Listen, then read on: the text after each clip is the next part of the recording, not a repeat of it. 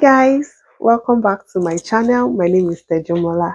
If you are new to this channel, thank you so much for stopping by. I really appreciate your time. And if you are a returning subscriber watching me again, thank you so much. I really appreciate you. I feel the love. Thank you all so much. I appreciate you guys.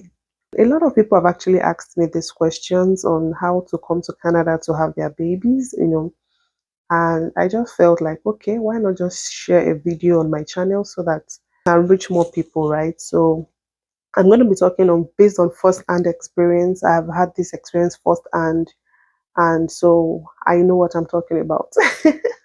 Okay, so let's just jump right into today's video. Okay, so I'm going to start with the essentials, what you need to have before you can consider to have your baby in Canada. So if you are coming to Canada to have your baby, the first thing, see, the moment you pee on the stick and then it brings out two lines and you already know, already have it in your mind that you want to have your baby in Canada. The moment you pee on on that stick and it shows double lines, start your application process, or maybe even before then, because everybody knows the visa process is rigorous, and then you just have to apply as early as possible. So many things are involved. Number one, you have to get a doctor, and then if you know Canada very well, you know that everything we do here, we queue for it. Like, there's a long waiting list of people that need specialists, right? So there is a long waiting list. But if you have visa, the next thing I would like to advise you, make sure you have somebody in Canada that can assist you. Because if you don't have anybody in Canada, if you think, oh, Shebi is just to have baby and come back to Nigeria, you'll be so surprised. The stress, so many factors involved. You cannot afford to not have anybody in Canada and you want to have your baby here. I mean, I understand that there's God grace factor. Maybe you meet people here and then, but everybody is busy here. And even when you know people here and you want to come and have your baby, people are busy, right? So not to now talk of if you don't know anybody at all. So I would advise that have a friend or even a relative. If you have a relative, then very good for you, because of course that saves you the cost for Airbnb or hotel and all that. So if you have somebody, it's really going to save you a lot of money, right? But if you don't have anybody in Canada, um I won't say don't come, but just know that it's not going to be a walk in the park. Okay, so let's get that out of the way.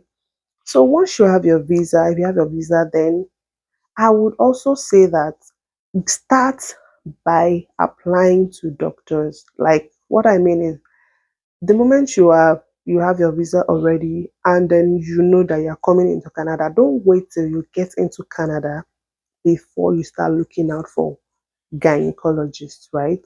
So there are two ways you can have your baby in Canada. You can use the gynecologist route or the midwives route. And when I say midwives, here midwives are a big deal. So you are safe basically. So if you are contemplating a midwife, just know that you are safe. As a matter of fact, I would suggest you use a midwife, okay? And I will delve into why I would suggest that as well. Using a gynecologist route, if you have somebody in Canada, it would help you look for doctors and then pretty much sign up and put you on the waiting list.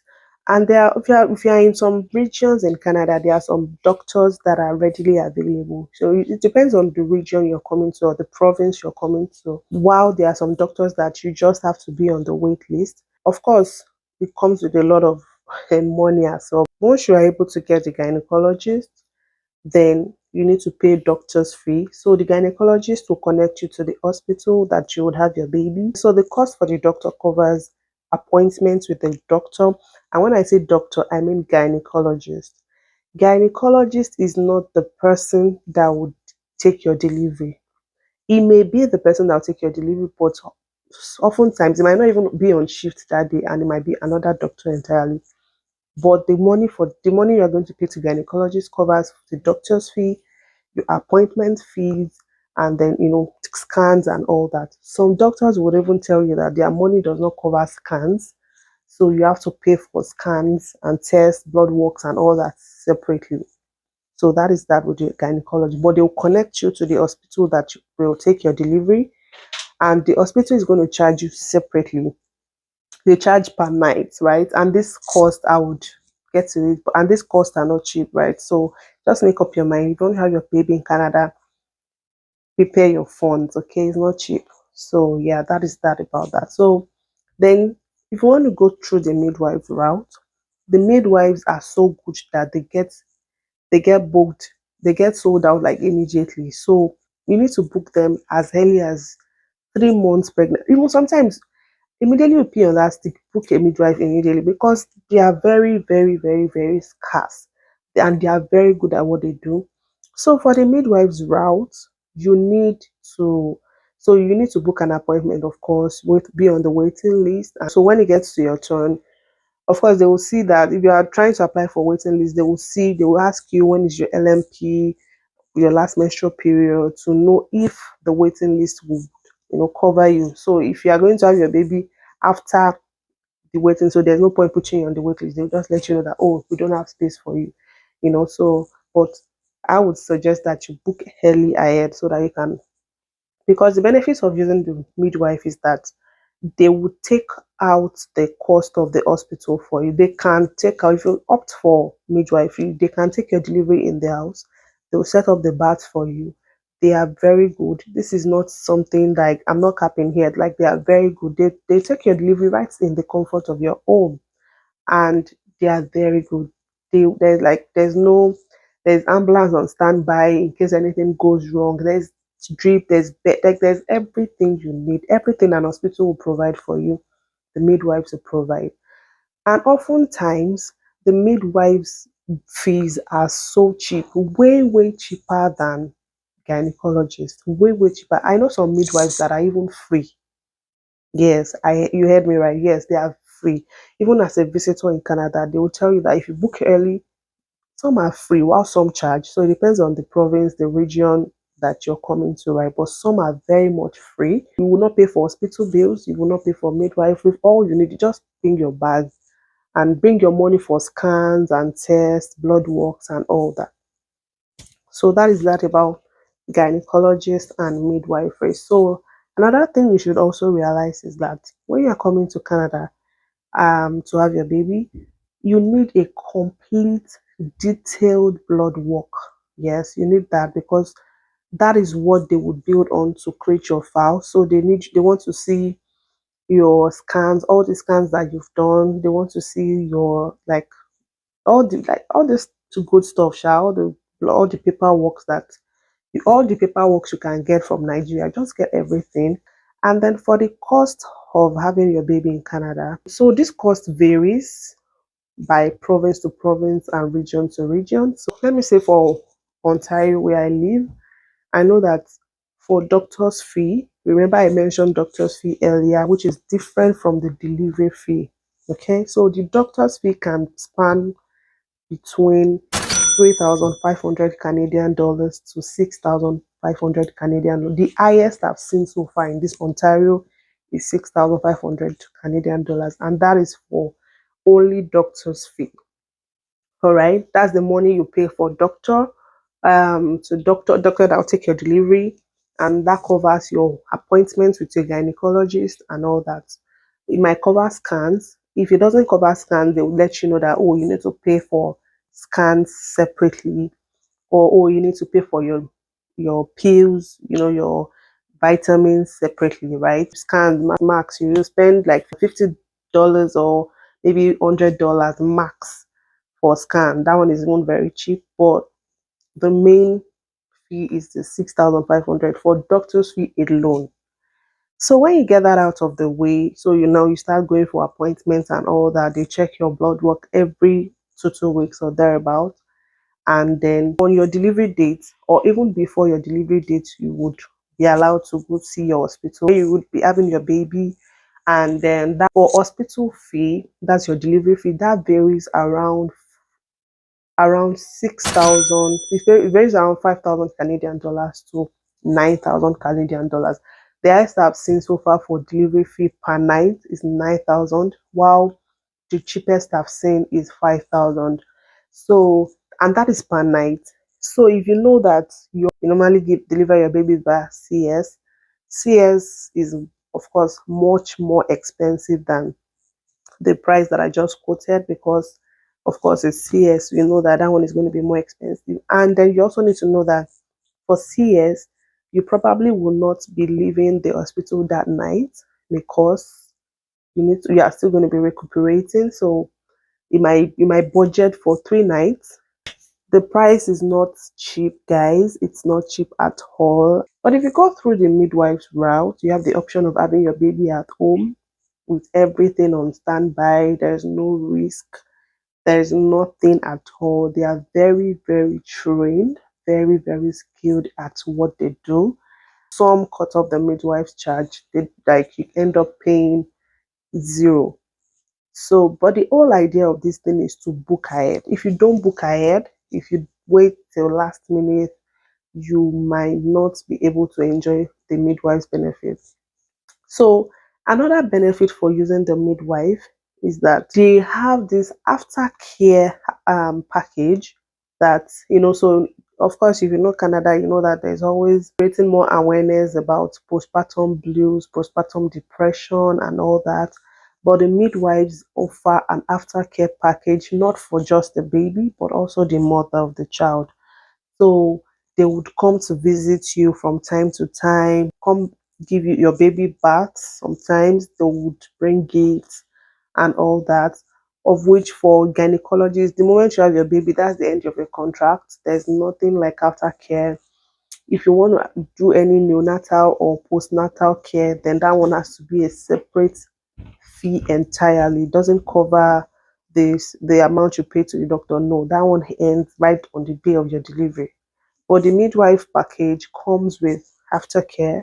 They are women, so they understand these things. They know that you need somebody to, talk to, especially if you are a visitor that you don't have anybody here. I would advise that you take the midwife's route. It's going to help you a lot. They're going to help you after you have your baby. Even when you have people around you, you can still enter postpartum depression.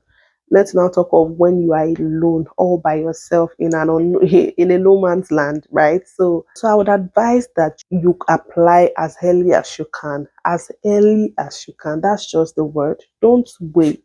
I would like to also talk about the things you need to take to the hospital. If you are going to have your baby, all you need, I mean, literally, all you need is your bag. Like for the mother, just take clothes that you wear, because they are going to feed your baby. They're going to give your babies diapers. They're going to give your babies all these swaddle blankets and all that. They're going to pretty much give you everything you need. Just pack light. Basically, you don't really need to go overboard. But the moment you leave the hospital, of course, you need to load up on these supplies, because you would need them, right? And then my last point would be how to obtain your child's birth certificate after birth, right? So for Ontario, where I currently reside, the moment you have your baby, right there in the hospital, they are going to give you so many materials, so many resources. They would give you the link to where you would apply. If you are a permanent resident, or you are in Canada, you live in Canada, well, then you need to apply for child benefits and all that. But if you're a temporary resident that pretty much just came to have your baby, then you need to apply for a birth certificate. So there's a link. I will link it in the description box. It is the link that you need to apply for your birth certificate, and it just takes about, I think, about a week. Then they deliver your birth certificate to your address, right? It's very easy. You don't have to lobby for anything. If there's one good thing about Canada, Canada is very organized. There's no need to lobby about anything at all. The moment you apply for it, as long as you qualify, you're getting it. There's no need to lobby. Birth certificate is very, very easy to get. For temporary visit, like visit on visitors visa, you can apply for SIN for your child, because you're a temporary, like you're a tourist. So you can apply for SIN. But if you intend to stay back in Canada for a very long time and you get a job, well, yeah, you can use your work permit to apply for SIN for your child, and then also subsequently apply for child benefits and all that. So yeah, that is that about birth certificate. Of course, you need to pay for these things, but I can't really remember the prices. But I'm going to put the link to all these websites on my in my description box on how to apply for passport, the birth certificate, if you intend to stay back in Canada, how to apply for child benefits, how to apply for SIN, that's your social insurance number, and all that. So yeah, I'm going to leave that in the description box.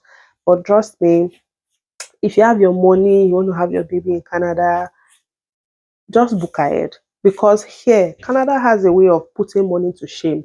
You will have your money at hand, but you will not get what you want. So it's not about, oh, I have money, I cannot get it. If sometimes you have your money at hand and Canada will rubbish your money because you have not followed due process. And if you don't know these things, then you don't know. There's no two ways about it. So and that's why I am here to, educate you guys on how to navigate this Canada life, because trust me, everybody needs a tour guide for this Canada life. So we've come to the end of today's video. I hope you've been able to learn one or two things from my video, and thank you so much for watching. If you watched to this point, you're my OG and you have a special place in my heart. Please don't forget to subscribe, like, comment, and share. It goes a long way in my analytics, and then I would really appreciate if you can hit the subscribe button for me. Okay, thank you for watching once again. I'll see you in the next one. Bye.